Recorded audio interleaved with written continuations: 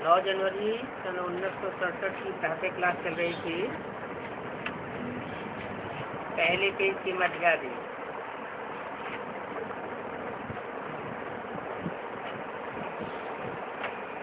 बात चल रही थी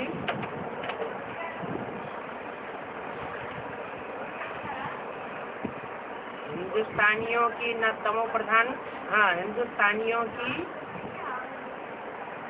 तमो प्रधान बुद्धि भी बनती है तो सतो प्रधान बुद्धि भी बनती है, और विलायतियों की न सतो प्रधान बुद्धि बनती है न तमो प्रधान बुद्धि बनती है।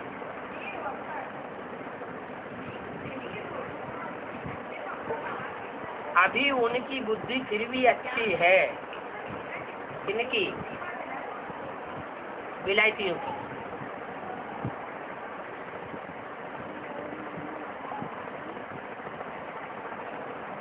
वो न इतना सतो प्रधान बनते हैं न तमो प्रधान। भारतवासी 100% सतो प्रधान, फिर 100% तमो प्रधान बनते हैं।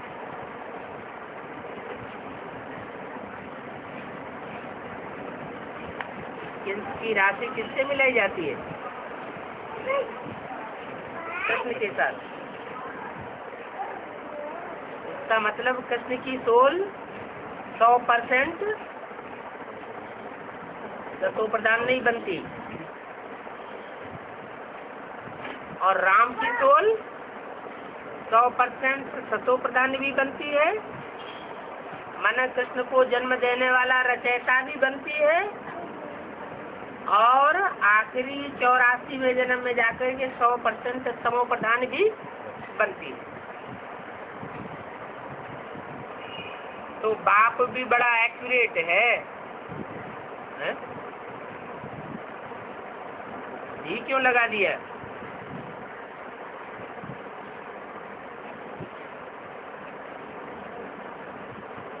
क्या एक्यूरेसी है?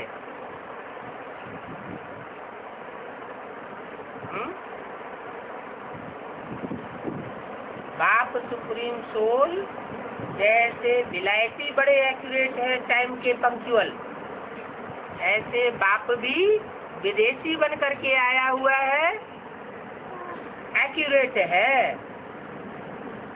सवेरे सवेरे 12:01 का हिसाब है। सेकंड पास होने में मालूम ही नहीं पड़ता। अब ये बातें तुम बच्चे ही समझते हो। दुनिया तो बिल्कुल घोर अंधियारी में। बाप को सभी भक्त याद करते हैं कि हे पतित पावन आओ। दुख में सभी याद करते हैं, परंतु वो है कौन और कब आते हैं ये कोई कुछ भी नहीं जानते। कब कृष्ण को समझ लेते हैं, कब हनुमान को समझ लेते हैं, कब गणेश को समझ लेते हैं। भगवान के अनेक रूप दे दिए, तो जानवर में सल ठहरे ना। जानवरों को भगवान बनाया हुआ है। जानवरों से भी बदतर तो मनुष्य हैं। मनुष्य होते हुए भी एक्यूरेट कुछ नहीं जानते, इसलिए कहा जाता है बंदर से भी बदतर, क्योंकि पतित तमो प्रधान बने और काम भी कितना तमो प्रधान है।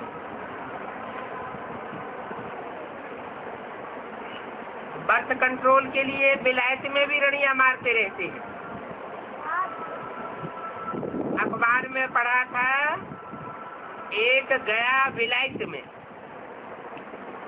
लिखा है, वहाँ यूनिवर्सिटी में हॉस्टल में जो रहते हैं, जहाँ जावे वहाँ देखें लड़का और लड़की आपस में बैठे हुए।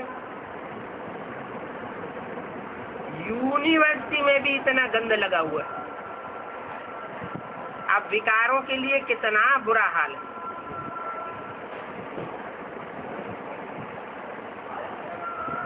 जब ऐसा हाल होता है तो फिर वृद्धि होना बंद कैसे होगी? अभी बेहद का बाप ऑर्डिनेंस निकालते हैं कि जो पवित्र नहीं बनते हैं,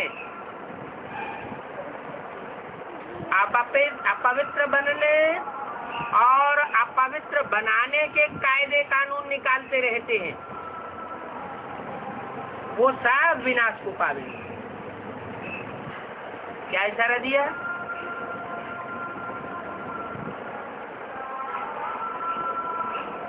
और लौकिक पढ़ाई में जो कोएजुकेशन की शिक्षा चलती है, वो पवित्र बनने के लिए चलती है या अपवित्र बनने के लिए चलती है? अपवित्र बनने के लिए चलती है। तो वो पवित्र दुनिया में पवित्र वाइब्रेशन फैलाने के लिए निमित्त बन रहे हैं या अपवित्र दुनिया बनाने के लिए निमित्त बन रहे हैं? अपवित्र दुनिया बनाने के लिए निमित्त बन रहे हैं।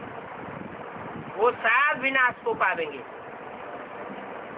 तुम पवित्र बनने से अविनाशी पद को पावेंगे, क्योंकि तुम खुद भी पवित्र बनते हो और ऐसे कायदे कानून तैयार करते हो कि दूसरे भी पवित्र बने। तुम राजयोग सीख रहे हो ना। स्लोगन्स में भी लिखते हैं बी होली और बी योगी। वास्तव में लिखना चाहिए बी राजयोगी, सिर्फ योगी नहीं, बी राजयोगी। योगी तो कॉमन अक्षर हो जाता है। राजयोगी माना जिसमें राज भरा हुआ है। वो योगी तो ब्रह्म से योग लगाते हैं। उनको कहेंगे योगी। कौन से योगी? बाहर की दुनिया में भी ब्रह्म महत्त्व से योग लगाते हैं, और जो ब्राह्मणों की दुनिया के हैं वो भी ब्रह्मा से योग लगाते हैं। ब्रह्मा भी तत्व है, जड़त्व है।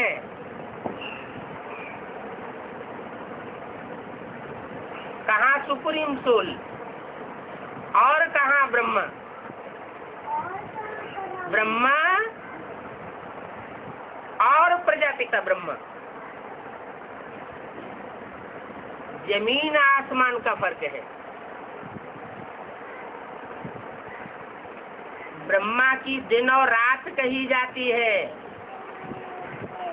ब्रह्मा दिन में भी आता है तो ब्रह्मा रात में भी आता है। लेकिन प्रजापिता ब्रह्मा की रात और दिन नहीं कहा जाता। प्रजापिता ब्रह्मा रात को दिन बनाने वाला है, और कलयुग के अंत में जब दुनिया में बिल्कुल अंधेरा छा जाता है,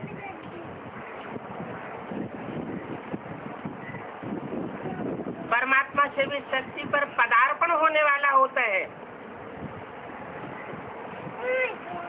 उससे पहले ब्रह्मा की रात कही जाएगी या दिन कहा जाएगा?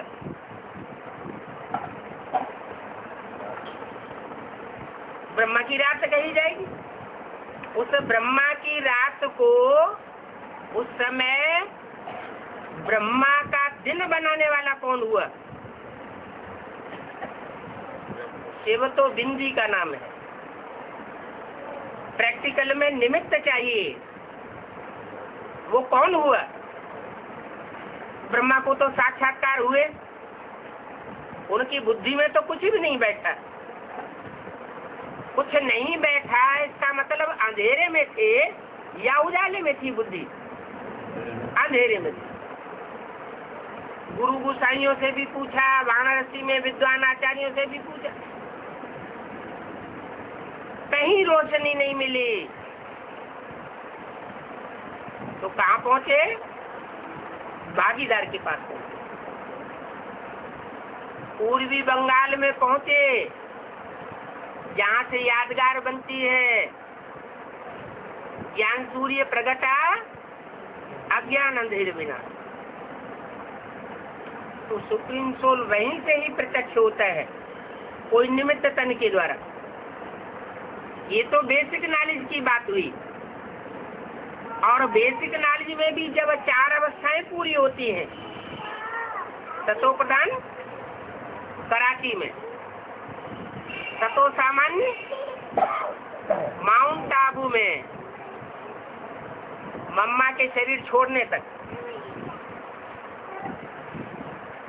और रजो प्रधान मम्मा के शरीर छोड़ने के बाद से लेकर के बाबा के शरीर छोड़ने तक, जब तक मेले मलाखड़े चलते शुरू होते हैं। और जब मेले मलाखड़े शुरू हो जाते हैं तो तमो प्रधान हो जाती है बेसिक नॉलेज। 40 वर्ष का संगम युग लिखा हुआ है सीढ़ी के नीचे, और ब्रह्मा के सामने ही लिखवाया गया।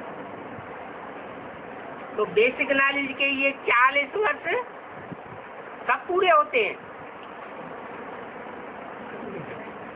76 में पूरे होते हैं। 76 में ब्रह्मा पूरा तमो प्रधान बन जाता है।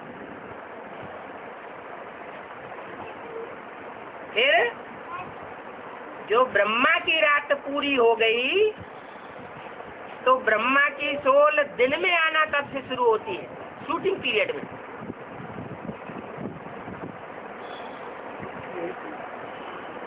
जब राम की सोल में ब्रह्मा प्रवेश करता है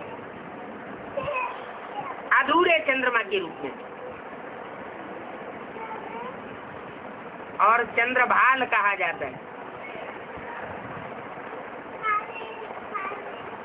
तो ब्रह्मा के दिन की शुरुआत होती है, क्योंकि बीज रूप आत्मा के संसर्ग संपर्क में आने से ब्रह्मा की आत्मा जो जड़त्वमयी है,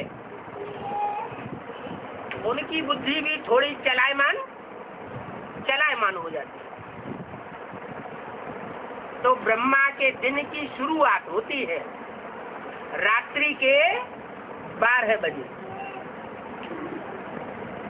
रात्रि के 12 बजे तक सूर्य पूरा अंधकार में डूबता है, और रात्रि के 12:01 के बाद सूर्य अंधकार से उबरना शुरू होता है। तो ब्रह्मा की सोल भी सूर्यवंशी राम वाली आत्मा के संसर्ग संपर्क में आने से बीज रूप स्टेज पकड़ती है। बीज माना ज्ञान का बीज।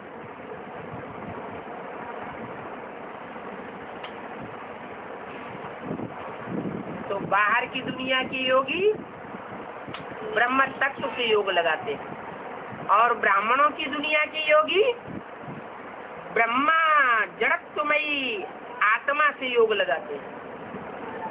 जड़त्वमयी आत्मा क्यों कहा गया? क्योंकि ब्रह्मा से भी ज्यादा बुद्धि मम्मा की चलती थी। शिव सुप्रीम सोल ने ब्रह्मा के मुख से जितना बोल दिया,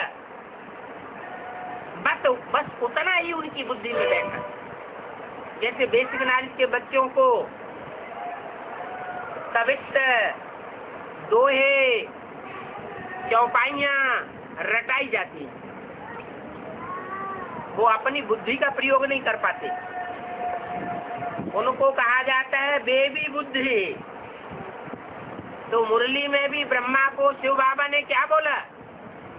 ये ब्रह्मा है बेबी। माना बुद्धि चलती नहीं है, गतिशील नहीं है। बुद्धि चलती नहीं है माना दुर्गति में। दुर्गति में है माना ब्रह्मा की रात है। फिर एक मुरली में पूछा है, ब्रह्मा की रात को दिन बनाने वाला कौन? कहेंगे ज्योति बिंदु सेवक। लेकिन उसे निमित्त तो नहीं कहा जा सकता। निमित्त कौन? तो बेसिक नॉलेज में भी वही प्रजापिता वाली आत्मा, वो भागीदार निमित्त बनता है। और एडवांस नॉलेज में भी ब्रह्मा का दिन करने के लिए वो आत्मा निमित्त बनती है। हाँ, ये जरूर है, पहले ब्रह्मा की आत्मा की सदगति हो, तब दूसरी 500 करोड़ मनुष्य आत्माओं की सदगति हो। जब तक ब्रह्मा की सदगति नहीं हुई है या गति नहीं हुई है, तब तक और किसी की गति सदगति नहीं हो सकती। बाप बच्चों के पीछे बांधा हुआ है। जो सच्चा बाप होता है, घर में नरौरव नरक की आग लगी हुई है, तो बाप खुद अपने को बचाने के लिए उठकर नहीं भाग जाएगा और बच्चे को नहीं छोड़ देगा। क्या करेगा? बच्चे को बचाएगा और खुद भी बचेगा। बाप बच्चे के बगैर प्रत्यक्ष नहीं हो सकता। भले सन 76 से घोषणा कर दी कि नई दुनिया रूपी सवेरा शुरू होगा और पुरानी दुनिया का विनाश सन 76 में 10 वर्ष के बाद हो जाएगा। लेकिन ब्रह्मा की आत्मा पूरी संपन्न जब तक न बने, संपूर्ण चंद्रमा जब तक न बने, सूरज के चांद से बढ़कर के संपूर्ण चंद्रमा बने, तब संपूर्ण सूर्य उदय हो। पूर्णमासी जब होती है तो एक तरफ चंद्रमा अस्त होता है और दूसरी तरफ सूर्य उदय होता है। यहाँ भी पूछते हैं, बेसिक नॉलेज वाले भी पूछते हैं, एडवांस वालों को भी प्रश्न पैदा होता है, आखिर ये गुलजार आदि में ब्रह्मा का पाठ कब तक चलेगा? ये गुप्त हो जाए तो भगवान भी प्रत्यक्ष हो जाए। लेकिन नहीं, जब तक वो पहला पत्ता जो सृष्टि का है वही संपन्न न बने, तब तक दूसरी आत्माओं की संपन्नता नहीं हो सकती। वो अधूरा है, तब तक सारी सृष्टि अधूरी है। विधर्मी आत्माएं तो अधूरी है ही है, क्योंकि वो चंद्रवंश के बाद आती है। त्रेता युग में चंद्रवंश और उसके बाद इस्लामी, बौद्ध, क्रिश्चियन दूसरे धर्म आते हैं। माना चंद्रवंश की रहबरी में सब धर्म पलने वाले हैं। बेसिक नॉलेज में भी चंद्रवंश की रहबरी में पलते रहे, अभी भी पल रहे हैं। और एडवांस में भी अम्मा अम्मा करने वाले छोटे बुद्धि के बच्चे ढेर हैं, जो अम्मा के बगैर जो स्वर्णिम संगमी भी दुनिया है उसको नरक समझते, अपनी बुद्धि को सेट नहीं कर पाते ज्ञान में। जो ज्ञान सूर्य के बच्चे हैं वो इस प्रयास में रहते हैं कि हम नरक की दुनिया में रहते हुए भी अपनी बुद्धि को ऐसा सेट करें कि सुख भोगे और सुख देवे, न सुख लेवे और न दुख देवे। अभी हमारी मुट्ठी में भगवान ने स्वर्ग और नरक बनाने और बिगाड़ने की बुद्धि दी हुई है। हम चाहे तो स्वर्ग बनाने की शूटिंग करें और चाहे तो नरक बनाने की शूटिंग करें, हमारे ऊपर है। भगवान का कोई दोष नहीं है। लेकिन जो विधर्मी आत्माएं हैं वो भगवान को भी दोष देती है। क्या भगवान आया हुआ है, नरक बना के रखती है। बेसिक नॉलेज में भी नरक बना हुआ है, तो एडवांस नॉलेज में भी नरक बना हुआ है, कहीं स्वर्ग नहीं दिखाई पड़ता।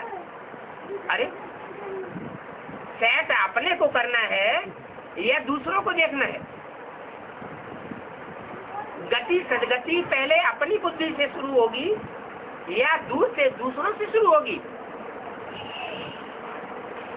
स्वतः परिवर्तन, सारे विश्व का परिवर्तन। स्वतः परिवर्तन नहीं किया, दूसरों को देखने में लगे हुए हैं, तो जो अपने कुल के हैं वो भी नहीं दिखाई पड़ेंगे। जो भी विधर्मी आत्माएं हैं, चाहे वो दुनियावी रीत से विधर्मी हो, इब्राहिम, बुद्ध, क्राइस्ट, उनके फॉलोअर्स हो, और चाहे उनके आधारभूत जड़ों वाली आत्माएं ब्राह्मणों की दुनिया की हो, और चाहे उनके बीज रूप एडवांस पार्टी की आत्माएं हो, वो सब बाप की गिलानी करने वाली है। क्यों? क्योंकि बाप भी है, वो सुप्रीम टीचर भी है, और सुप्रीम धर्मराज भी है। दूध का दूध और पानी का पानी करने वाला है। माँ ममतामयी होती है, मोहमयी होती है। माँ अपने गोद में पलने वाले बच्चों के साथ न्याय नहीं कर सकती।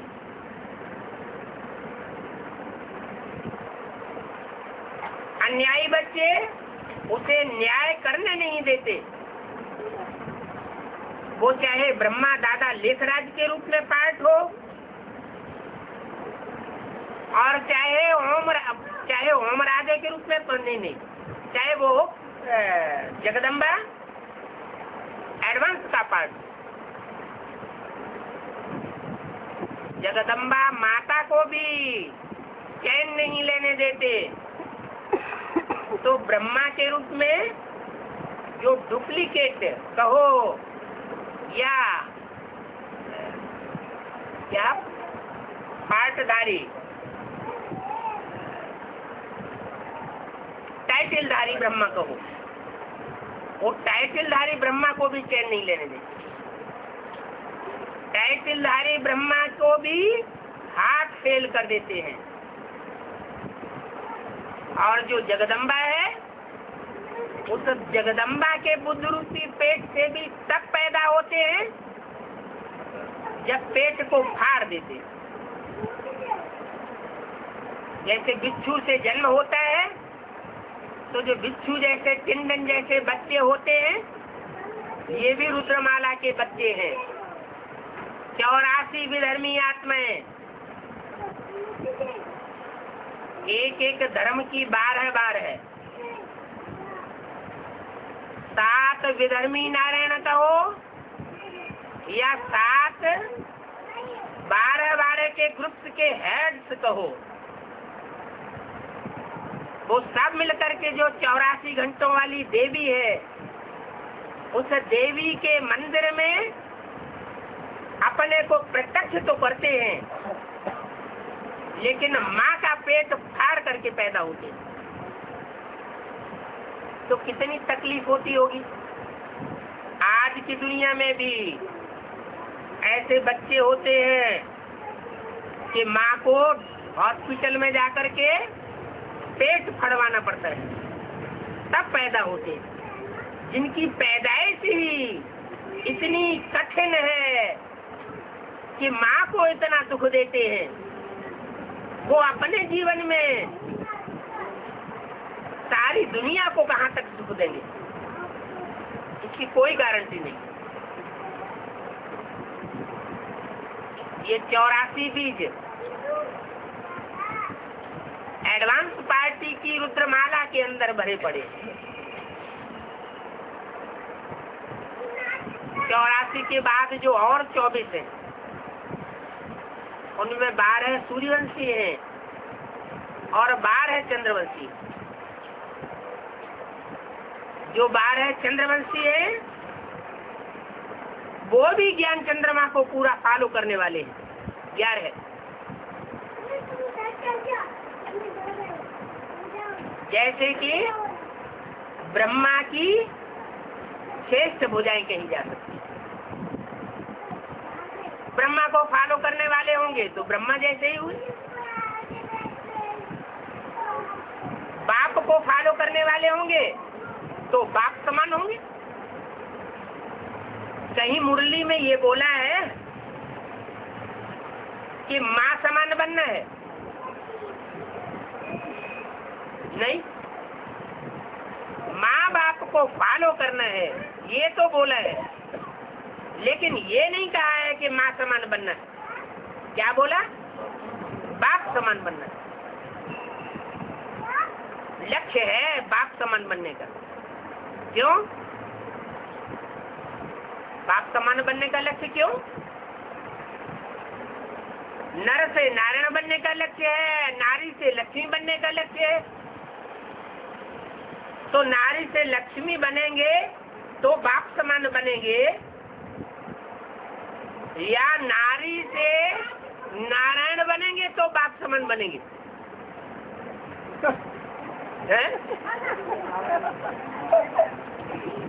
कब बनेंगे? हैं? नर से नारायण बनेंगे वो तो ठीक है, बाप समान हो गए, लेकिन नारी से लक्ष्मी समान बनेंगे तो बाप समान बनेंगे, या नारी से नारायण समान बनेंगे तो बाप समान बनेंगे?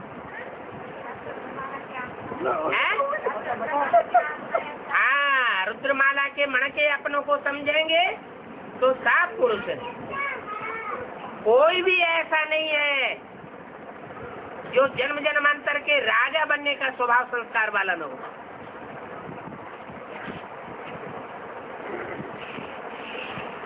सब कंट्रोलर है। पुरुष होता ही है दुर्योधन दुशासन स्वभाव वाला। रुद्रमाला के मणके भी स्वभाव संस्कार से सब पुरुष हैं। इसलिए क्या बनेंगे? बाप समान बनेंगे या लक्ष्मी समान बनेंगे? बाप समान बनेंगे। बाप का काम है असुरों का नाश करना, आसुरियत का नाश करना। और धर्म पिताओं का ये काम नहीं है। वो सिर्फ आकर के अपने धर्म की स्थापना करते हैं। आसुरी धर्मों का, तामसी धर्मों का विनाश, तामसी परंपराओं का विनाश नहीं करते। यहाँ तो बाप स्थापना भी करते हैं और विनाश भी करते हैं। नई राजधानी की स्थापना के साथ साथ पुराने जितने भी राज्य हैं, जो भी राजधानियां हैं, उन सब का विनाश करा देते हैं। राज सत्ताओं का विनाश करा देते हैं, धर्म सत्ताओं का विनाश करा देते हैं। एक ही धर्म सत्ता रहती है और एक ही राज्य सत्ता रहती है, और दुनिया में एक ही कैपिटल रहती है। तो जो बच्चे होंगे उनका भी क्या काम होगा? जो बाप का काम सो बच्चों का काम। और धर्म पिताओं के मुकाबले जो अल्लाह अव्वल दीन का पार्ट बजाता है, अव्वल नंबर धर्म, दीन माना धर्म, धर्म की स्थापना करता है, वो विशेष कार्य विनाश का भी कराता है। तो शंकर द्वारा विनाश गाया हुआ है। तो जो भी रुद्रमाला के मणके हैं, चाहे वो शरीर से स्त्री हो, चाहे वो शरीर से पुरुष हो, उनका मुख्य पार्ट है बना हुआ है, ड्रामा में नुदा हुआ है कि उनको भी असुरों का संहार करना पड़े। तो अगर स्त्री चोला है तो असुर संहारिणी गाया हुआ है।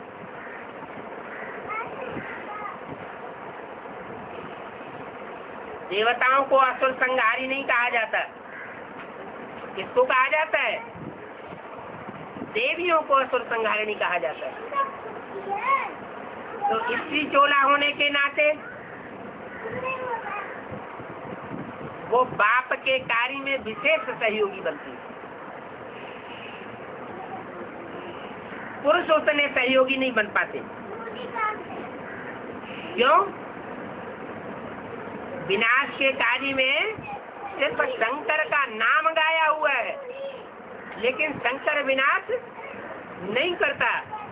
विनाश कौन करता है प्रैक्टिकल में? शक्तियां विनाश करती है। और शक्तियों में भी जगदम्बा मुख्य गाई हुई है। तो जगदम्बा होगी तो जगदम्बा की भुजाएं भी जरूर होंगी, जरूर वो भी रुद्रमाला की मणका होंगी।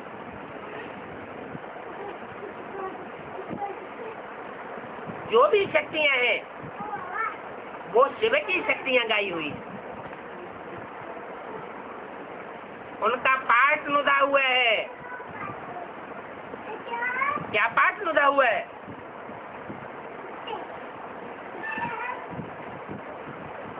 इम्प्योरिटी से होता है विनाश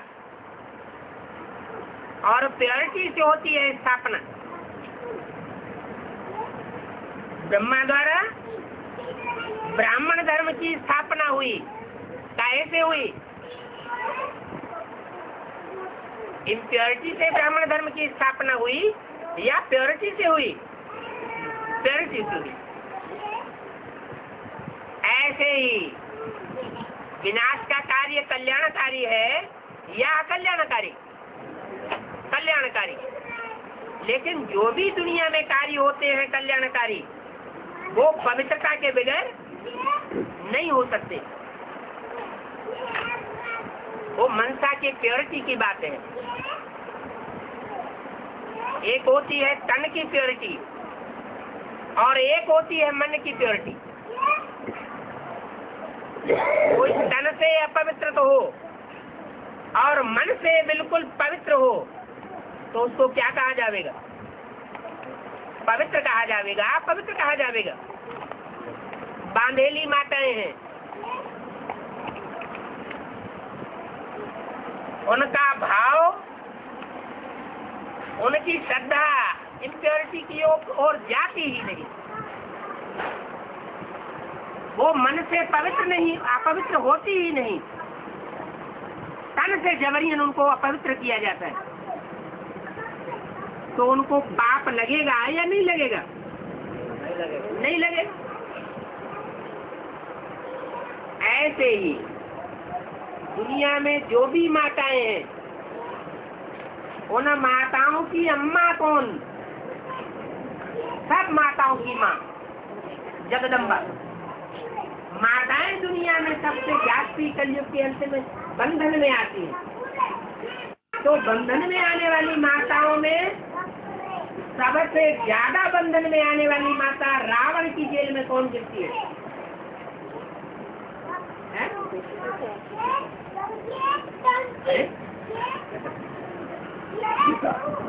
सीता गिरती है ना। तो जगदम्बा सबसे जाती बंधन में भी आती है।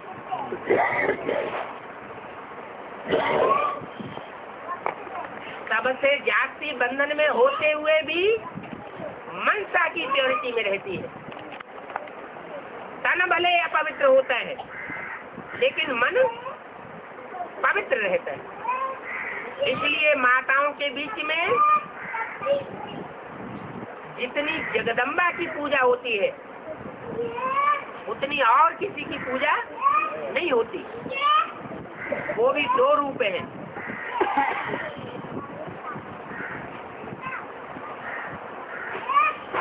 जगदम्बा के भी दो रूप हैं। एक है शाकाहारी और एक है मांसाहारी। जगदम्बा जब तमो प्रधान बनती है तो काली का मांसाहारी रूप धारण कर लेती है। काली के मंदिर में गाय का भोग चढ़ाया जाता है, बकरे का भोग चढ़ाया जाता है और उसका मांस भून भून के खाते हैं भक्त लोग बड़े प्यार से। और शाकाहारी है वैष्णवी देवी।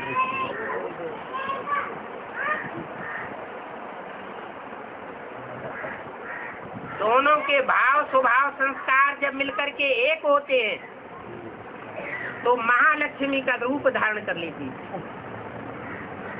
वो महालक्ष्मी की पूजा दीपावली पर होती है,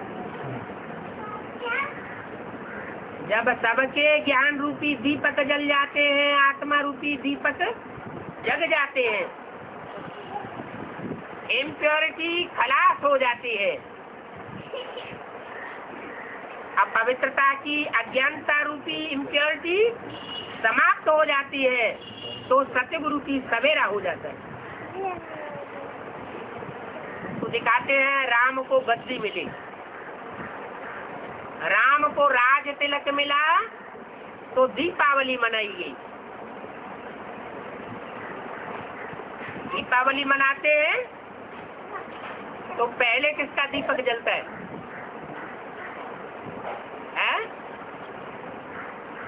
पहले किसी का दीपक जलता है और उस एक दीपक से सारे दीपक जगाए जाते हैं। धर्मराज का दिया पहले जलाया जाता है, जलाया जाता है। तो जलाने वाला भी कोई होगा। अब धर्मराज का दिया जलाया जाता है, तो जो धर्मराज का दीपक जलाया जाता है वो धर्मराज की आत्मा कौन? कभी राम कहती है, कभी ब्रह्मा कहती है। सुधान एक बात बताओ, है? हाँ, जिसने ज्ञान में धारणाएं करके दिखाई, तो ब्रह्मा को ही दिखाया जाता है कि ब्रह्मा ने धारणाएं की। जो प्यार करता है वही धर्मराज के रूप में फिर मार भी देता है। प्यार का पार्ट बजाने की जगह प्यार किया, और जब मार का पार्ट का टाइम आता है तो मार भी बेशुमार देता है। कोई कहे ये कैसे हो सकता? ये हो ही नहीं सकता, यही हो सकता है। क्योंकि संगम युग में कोई पाप कर्म करता है तो उसका कितना गुना बोझा चढ़ता है? 100 गुना बोझा चढ़ता है। ब्रह्मा जैसी श्रेष्ठ आत्मा को, धारणावान आत्मा को, जिसने बच्चों के इतनी बदतमीजियां सहन की, ऐसी श्रेष्ठ आत्मा को जिन्होंने दुख दे करके हाथ फेल कर दिया, क्या उनका पाप कर्म नहीं बनता 100 गुना? अगर उनका पाप कर्म 100 गुना बनता है, जिन्होंने ब्रह्मा जैसी श्रेष्ठ आत्मा को भी धोखा दिया और दुनिया में अपना मर्तबा बढ़ा लिया, तो उनका हिसाब किताब कब पूरा होगा? सतयुग में कि त्रेता में? कहाँ पूरा होगा? संगम युग में ही हिसाब किताब पूरा होगा। और कौन हिसाब किताब पूरा करेगा? जिसके साथ हिसाब किताब हुआ है वो हिसाब किताब पूरा करेगा। तो ब्रह्मा की सोल ही धर्मराज के रूप में निमित्त बनती है। इस बात के निमित्त बनती है।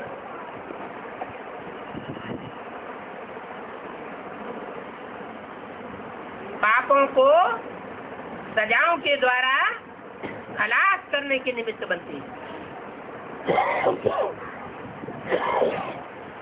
वो धर्म का राजा है, दूध का दूध और पानी का पानी करता है। इसलिए बाप कहते हैं धर्मराज है मेरा राइट हैंड। त्रिमूर्ति के चित्र में राइट हैंड में कौन बैठा हुआ है? ब्रह्मा बैठा हुआ है। वो है मेरा राइट हैंड, और शक्तियां भी है मेरी राइट हैंड। क्या? जो जगदम्बा या जगदम्बा की भुजाएं हैं, उनमें कौन प्रवेश करके धर्मराज का पार्ट बजाता है? कौन विनाश का पार्ट बजाता है? कौन आतताइयों के पद का विनाश करता है? ब्रह्मा की सोल ही प्रवेश करती है जगदम्बा के रूप में। जो पद बने हुए हैं ऊंचे ऊंचे, उन सब का विनाश कराती है, क्योंकि वो सब आतताई है। आतताइयों का विनाश होता है तो जो श्रेष्ठ आत्माएं हैं, सूर्यवंशी और चंद्रवंशी, वो बची रह जाती है।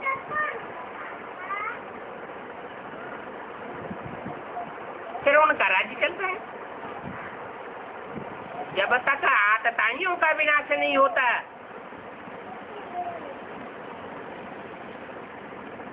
अधर्मियों का विनाश नहीं होता,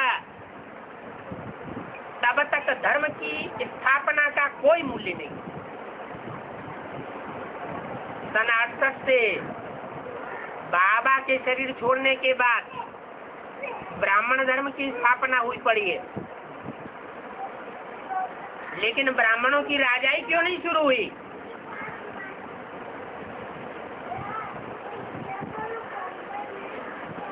क्यों? कि जब तक मुखवंशावली ब्राह्मणों का विनाश नहीं होता है, तब तक मुखवंशावली ब्राह्मणों की प्रत्यक्षता हो ही नहीं सकती। वो ब्राह्मण तो देवता बन ही नहीं सकते, और उन देवताओं की राजधानी प्रत्यक्ष हो ही नहीं सकती। इसलिए ये टाइम नुदा हुआ है। ब्रह्मा द्वारा ब्राह्मण धर्म की स्थापना, और फिर वही ब्रह्मा जब कोई स्त्री चोले में प्रवेश करके जगदम्बा का पाठ बजाता है, तो आसुरी तत्वों का विनाश कराने की निमित्त बनता है। माताओं के द्वारा स्वर्ग का गेट खुलवाता हूँ, कहीं भूला पुरुषों के द्वारा खुलवाता हूँ? माताओं के द्वारा खुलवाता हूँ, क्योंकि असली जो पवित्रता है वो माताएं ही धारण कर सकती हैं।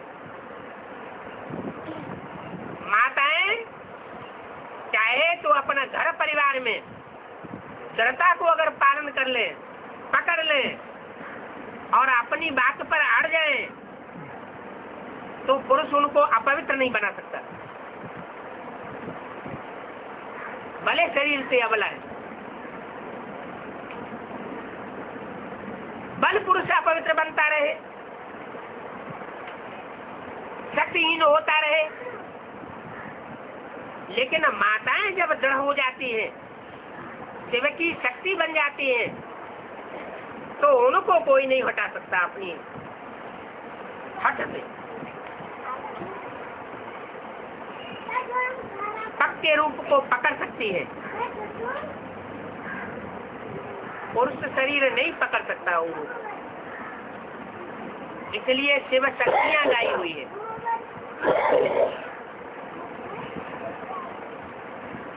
शक्तियों का अपना हिसाब है और पांडवों का अपना हिसाब है। जो काम शिव शक्तियां कर सकती है वो पांडव नहीं कर सकते, और जो काम पांडव कर सकते हैं वो शक्तियां नहीं कर सकती। पांडव क्या कार्य कर सकते हैं? ऐसी ऊंची स्टेज बना सकते हैं आत्मा की कि देहभान सारा ही गल सकता है, गल जाएगा। ऊंची स्टेज में जाकर के पांडवों ने देहभान को गलाई दिया।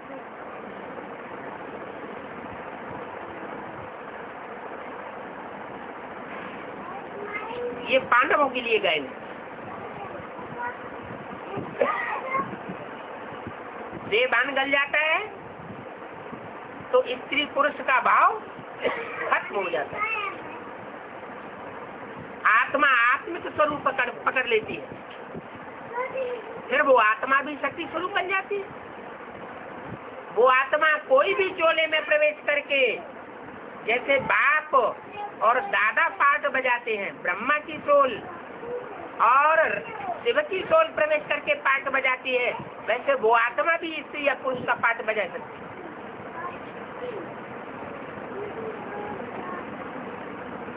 तुम बच्चों के द्वारा बाप दादा की तरह प्रवेश करके पार्ट बजाने का रोल निभा हुआ है। नहीं तो ये दुनिया के बड़े बड़े वैज्ञानिक जिन्होंने एटम बम बनाए हुए हैं, हाइड्रोजन बम बनाए हुए हैं, इनमें इतनी ताकत नहीं है कि वो अपनी बनाई हुई रचना को ही प्रैक्टिकल रूप दे सके। वो अपने बनाए हुए एटम बमों को फोड़ने की ताकत नहीं रखते।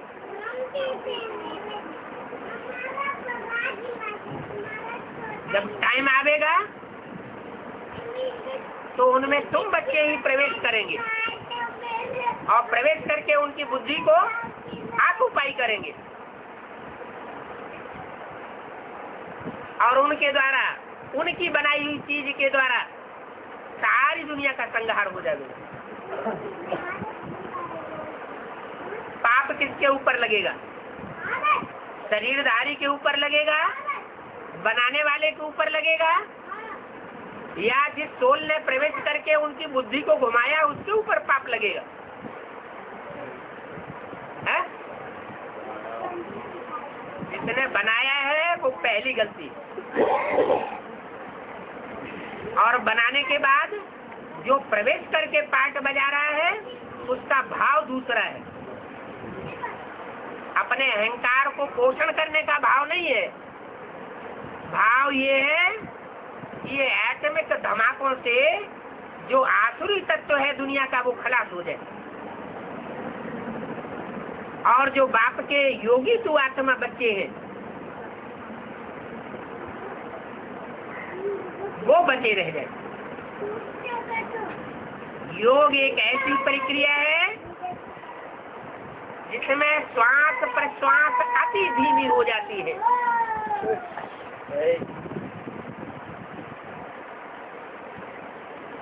जब आदमी देहभान में आता है, विकार में जाता है, तो श्वास प्रश्वास की प्रक्रिया उखड़ जाती है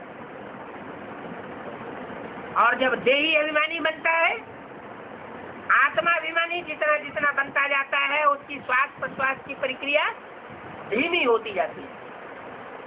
इतनी भी धीमी हो सकती है कि उसे न भूख लगेगी, न प्यास लगेगी, न मल त्याग की इच्छा होगी। इंद्रियों से कुछ भी ग्रहण करने की इच्छा नहीं होगी। बाहरी दुनिया की कोई चीज ग्रहण करने की इच्छा नहीं होगी। तो तामसी तत्वों का असर उस आत्मा के ऊपर पड़ेगा? नहीं पड़ेगा। भले इस सृष्टि पर एटमिक धमाके होते रहे, उन एटमिक धमाकों की जो विषैली गंध है वो उन आत्माओं को प्रभावित नहीं कर पाएगी, वो सेफ बनी रहेंगी। और जिनके पास ये राजयोग की प्रक्रिया नहीं होगी, ये शिफ्ट नहीं होगी, वो विनाश को पा जाएंगे। तो विनाश कल्याणकारी हुआ या अकल्याणकारी हुआ? जिनका भाव था कि हम दुनिया को विनाश कर देंगे इसलिए हमने एटम की एनर्जी तैयार की है, उनके लिए अकल्याणकारी। और जिनका भाव है कि दुनिया से जो अनिष्ट तत्व है उनका नाश हो जाए और जो पोषक तत्व है उनका संवर्धन हो, तो भाव प्रधान विश्व रचि रहा था। जिस भावना से जो कर्म किया जाता है उसका फल भी वैसा ही होता है। श्रेष्ठ भावना से विनाश का कार्य भी किया गया तो भी वो कल्याणकारी होगा।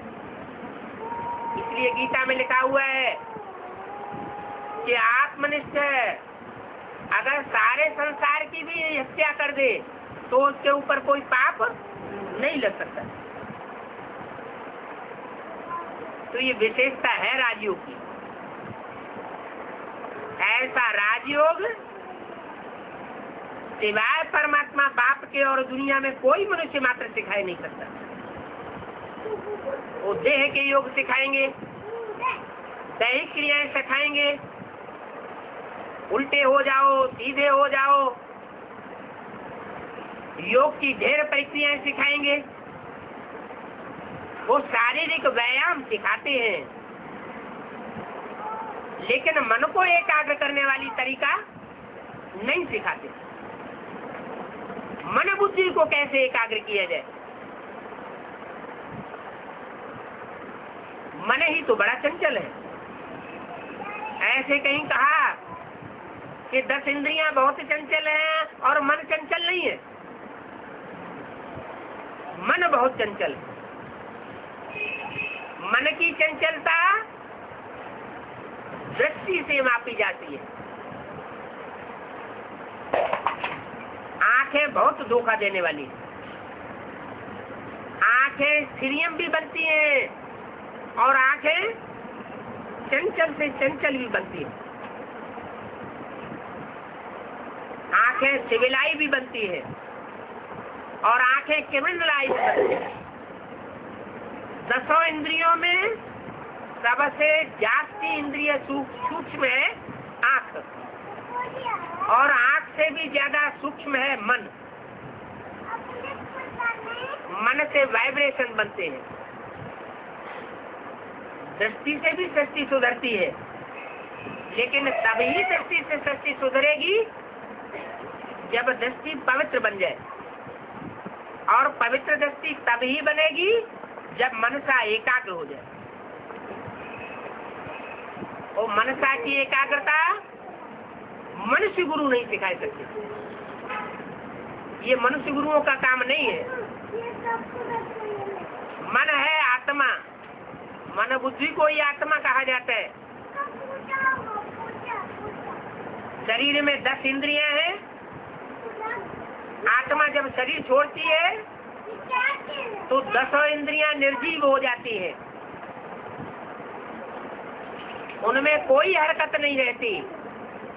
आंखें भी बटन हो जाती हैं। है 10 इंद्रियां मौजूद मुर्दे में, तो कौन सी चीज निकल गई?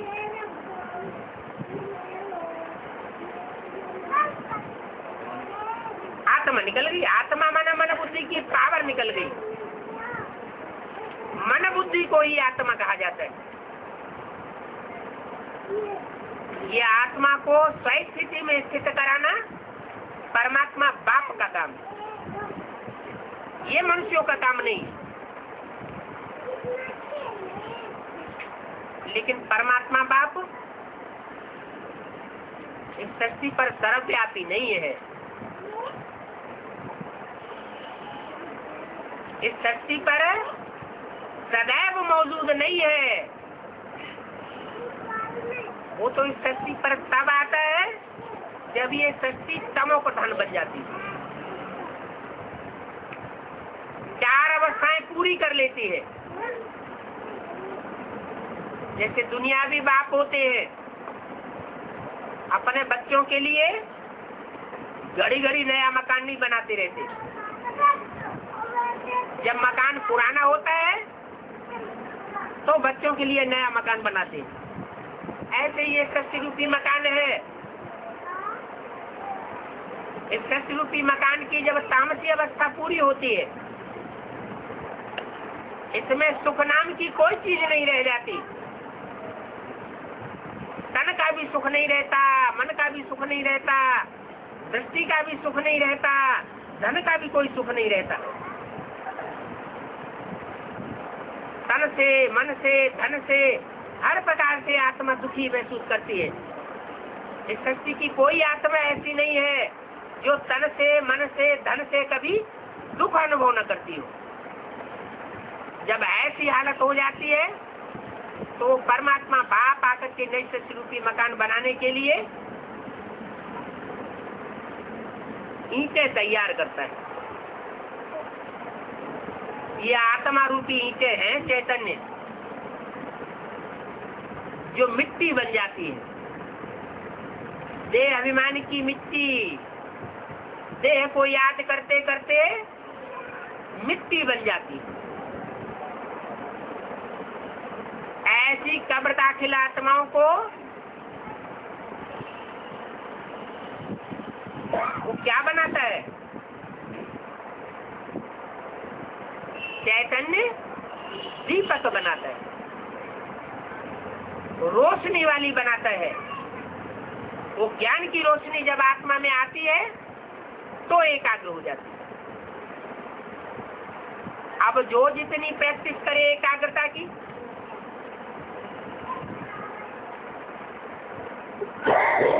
कोई इतने देहवानी होते हैं कि धन कमाने में ही लगे रहते हैं। मेरी देह का पोषण होता रहे, मेरे बाल बच्चों का पोषण होता रहे, सेफ्टी बनी रहेगी। अरे धन तो विनाशी है, विनाशी धन से क्या सेफ्टी होगी?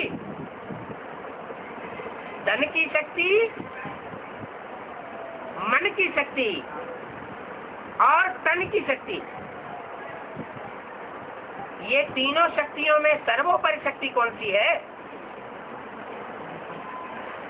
मन जो है वो अविनाशी चीज है। जो अविनाशी है वही श्रेष्ठ शक्ति है। ये तन भी विनाशी, तन के 5 तत्व भी विनाशी, और इस तन से कमाया हुआ धन भी विनाशी।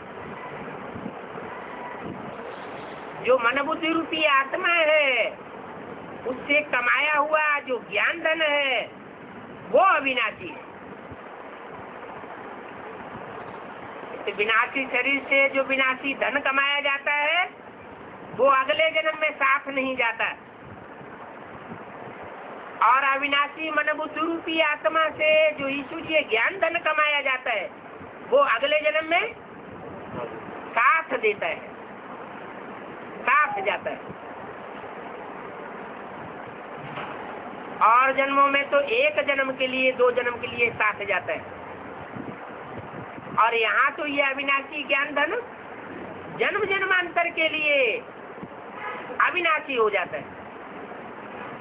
जो यहाँ जितना ईश्वरीय ज्ञान धन धारण करेगा वो जन्म जन्मांतर के लिए साहूकार बनता रहेगा। अविनाशी ज्ञान धन से जो जितनी दूसरों की सेवा करेगा, उस सेवा के आधार पर वो आत्मा जन्म जन्मांतर के लिए राज्य पद प्राप्त करता रहेगा। 21 जन्मों में दैवी राज्य प्राप्त करता है, और 21 जन्मों के आधार पर 63 जन्म जो आसुरी राज्य चलता है वहां भी उसका हिस्सा बन जाता है। क्योंकि इसे एक ईश्वरीय जन्म में जो कमाई करते हैं वो ईश्वरीय कमाई 21 जन्म तक फल देती रहती है, लेकिन 21 जन्मों के आधार पर जो संस्कार बन जाते हैं आत्मा के संगम युग में, वो 63 जन्म भी काम देते हैं। जैसे कोई आत्मा यहाँ तीव्र संस्कार वाली बन जाती है, तीव्र योगी बन जाती है, तीव्र पुरुषार्थी बन जाती है, तो द्वापर कलयुग में भी जाकर के वो तीव्र पुरुषार्थी के रूप में जन्म जन्मांतर प्रत्यक्ष होती रहेगी। जैसे महारानी विक्टोरिया का वजीर स्ट्रीट लाइट पर पढ़ाई पढ़ता था, और पढ़ते लिखते इतना होशियार हो गया समाज में कि वो महारानी का वजीर बन करके बैठ गया। महारानी की बुद्धि राज्य चलाती है या वजीर की बुद्धि राज्य चलाती है? वास्तव में राजा ही कौन करता है?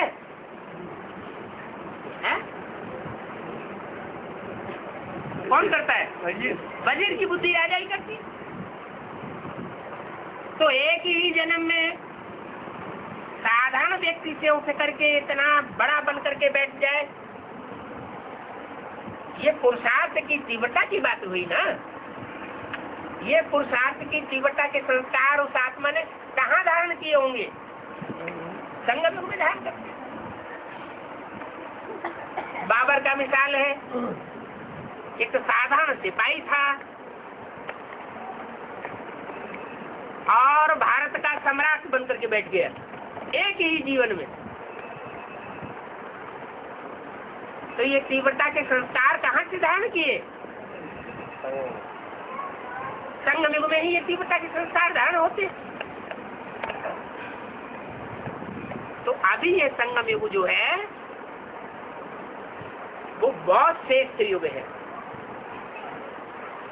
जन्म जन्मांतर की प्राप्ति करने का युग है। इस जन्म में अगर चूक हो गई प्राप्ति करने में तो जन्म जन्मांतर की चूक हो जाएगी। जन्म जन्मांतर की नहीं चूक हो जाएगी, लेकिन कल्प कल्पांतर की चूक हो जाएगी।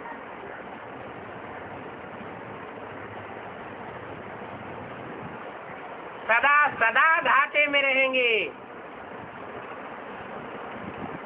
इसलिए ये संगम युग आपसी से युग गाया हुआ है। ओम शांति।